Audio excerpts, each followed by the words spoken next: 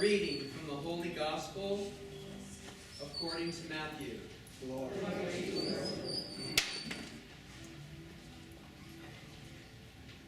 When Jesus saw the multitudes of people, he went up on the mountain, and after he sat down, his disciples gathered around him.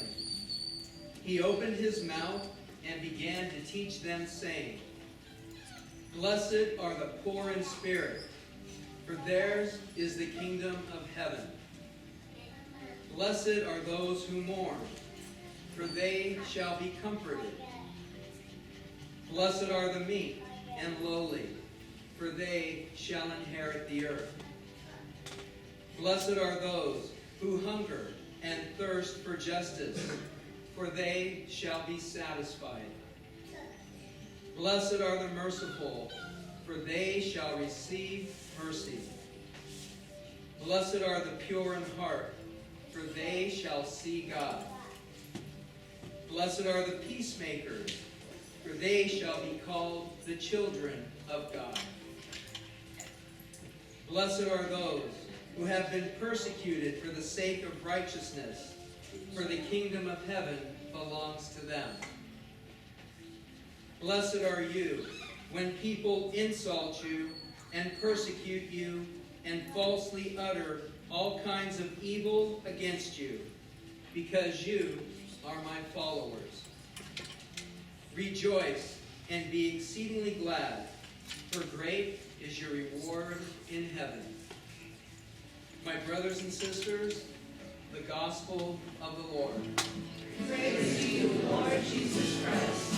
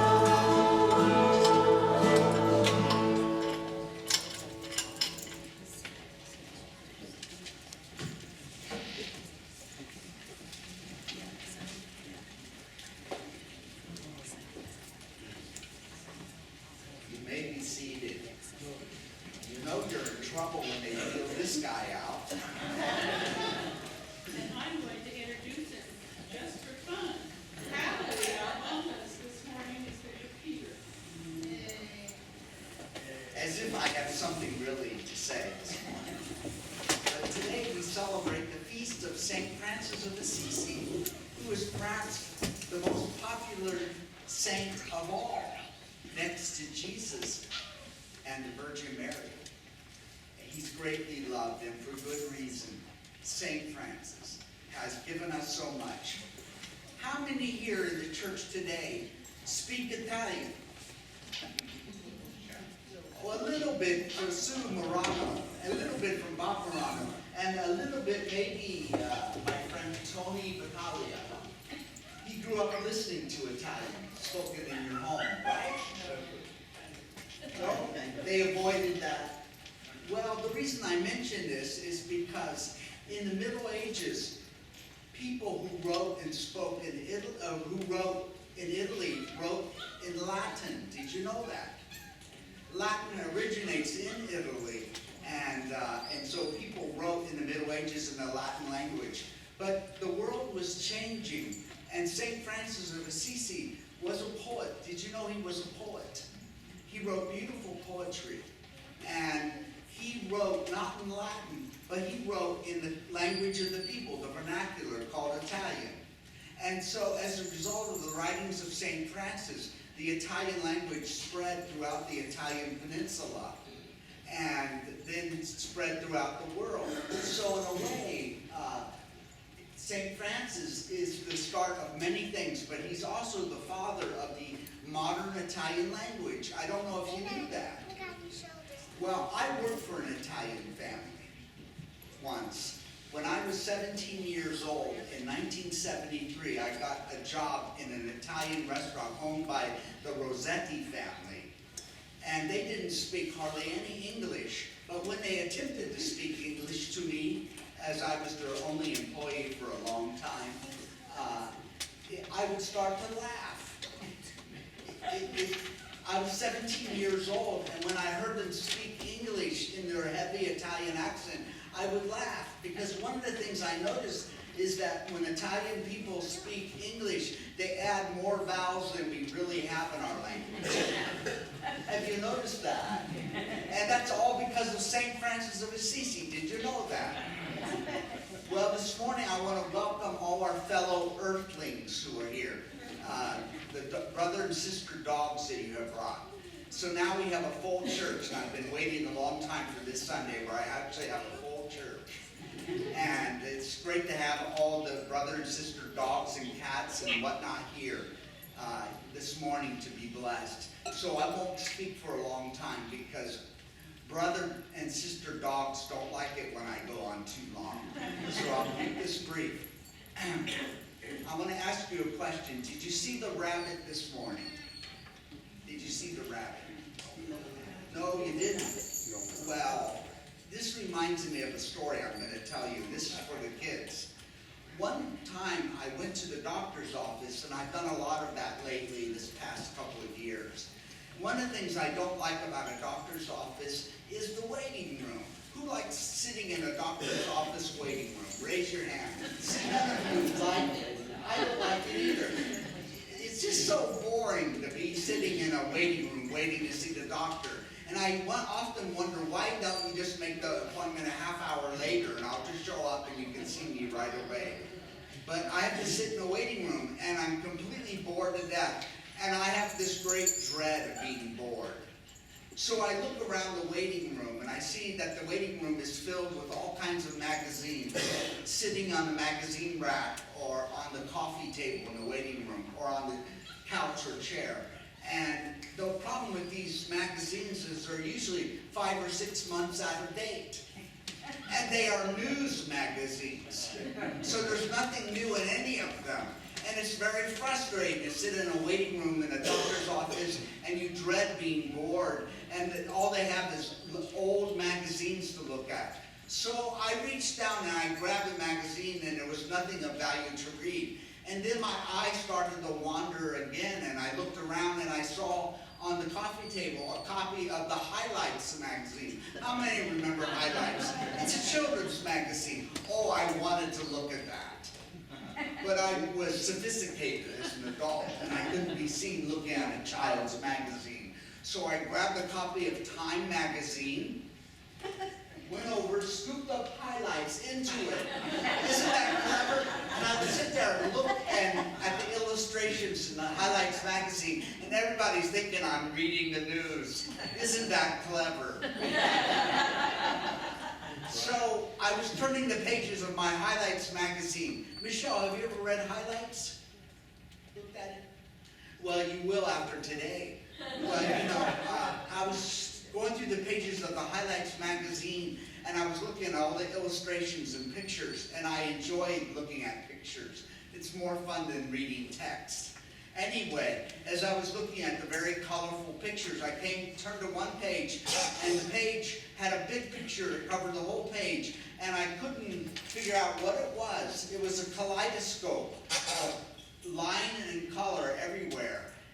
Lots of visual chaos, and I didn't make any sense of it. I thought, what am I looking at? And then at the bottom of the picture, there was a caption that says, "See the rabbit?" And I looked and I couldn't see any rabbit. I looked, I said, this is ridiculous. I'm an adult and here's a children's magazine and there's a rabbit here staring at me and I can't see the rabbit. And so I pulled the magazine in every direction trying to see the rabbit. Have you ever done that before? And then finally, there the rabbit was in all of its glory. I saw the rabbit looking at me from the picture, from the chaos of line and color in the Highlights magazine. And I felt so satisfied. And I recalled the words of St. Francis, which was that all of creation radiates the glory of God. That was how the saint looked at the world around us, that God was everywhere. In the sun, the moon, the stars, the mountains, and the sea. God's glory, God's presence can be observed. You can see the work of God and get to know something about God by looking at creation, because all of creation radiates the glory or the presence of God. This is what St. Francis believed. But most of the time we go through life and we don't even notice. We can't see the rabbit.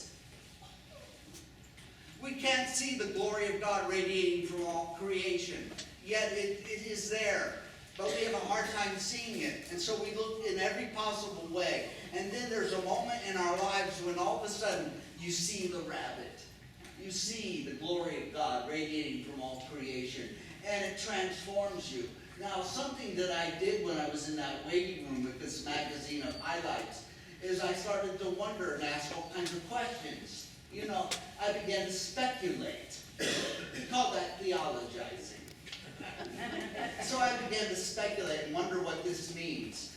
Anyway, as I was doing so, I realized that I began to ask the question, can I unsee the rabbit? Have you ever done that? I'm going to look at the page and hope that I see the chaos I saw before, but not see the rabbit.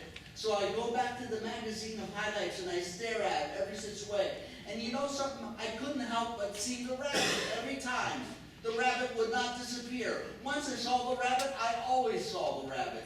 Once you behold the glory of God in creation, you always see the glory of God in creation. That's what St. Francis was about. That's what he was trying to say. St. Francis was a man who got it. He might have been crazy, but he got it. He saw the rabbit. St. Francis saw the rabbit. So now, with that rabbit story in mind, I want to invite all the brother and sister dogs here, and we will bless them. So bring all your animals forward, and we will bless them in a way that they'll enjoy with holy water.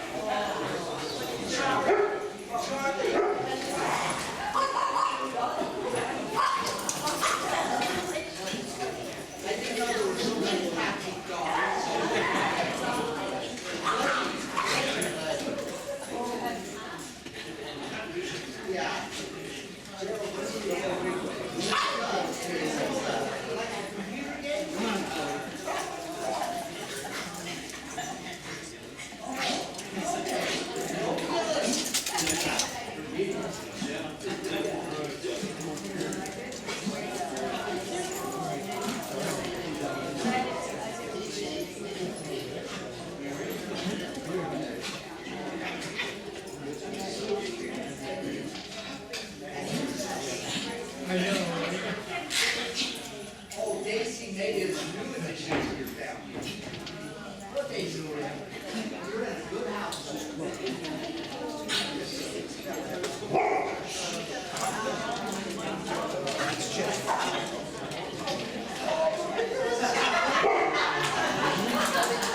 No, just the same reason.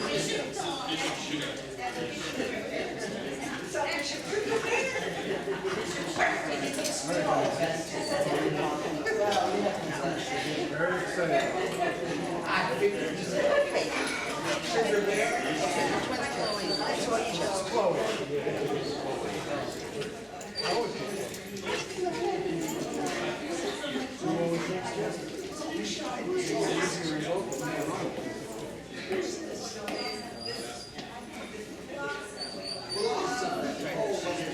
Blossom. I love your dog. There. pictures of all this. You get pictures of all these dogs.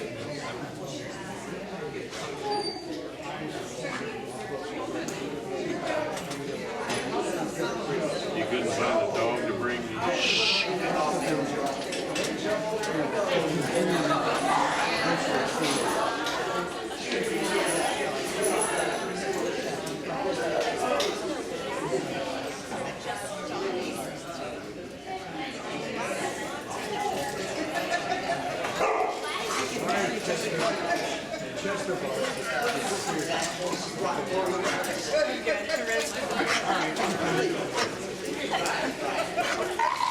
So we have chickens, parrots, and a I see the rabbit. Shall we stand together now? We have a prayer. Let's offer a prayer.